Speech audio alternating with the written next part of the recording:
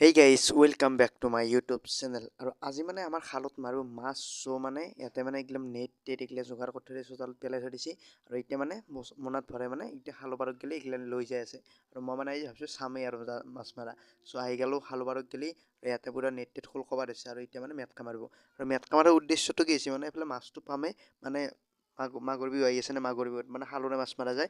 এইবাৰ পানীটো বহুত হৈ আছে, চ' পানীটো নকমোৱে মানে নকমলি মাছগিলা মানে মেটকা তলত সোমাই যাব। সেইকাৰণে মানে মেটকাগিলা মাৰা আছে। আৰু মেটকাটো মাৰাৰ ফাইদাও আছে, এইফালে মাছো পাম, মেটকাটো গুচা হ'ল। চ' সেইকাৰণে মেটকাগিলা পুৰা এনেকৈ বঢ়িয়া কৰি ঠাক ঠাক কৰি গুচি আছে। আৰু এইফালে বঢ়িয়া কৰি মেটকাখান দি জোখৰি জোখৰি পেলাই দিব লাগিব, তেতিয়া মানে মাছটো নহ'লে মেটকাৰ লগত গুচি যাব। সেইকাৰণে মেটকাটো বঢ়িয়াকৈ জোখৰি জোখৰি পেলাই দিব লাগিব। আৰু লাষ্টত মানে ময়ো নামিব লগা হৈ গ'ল।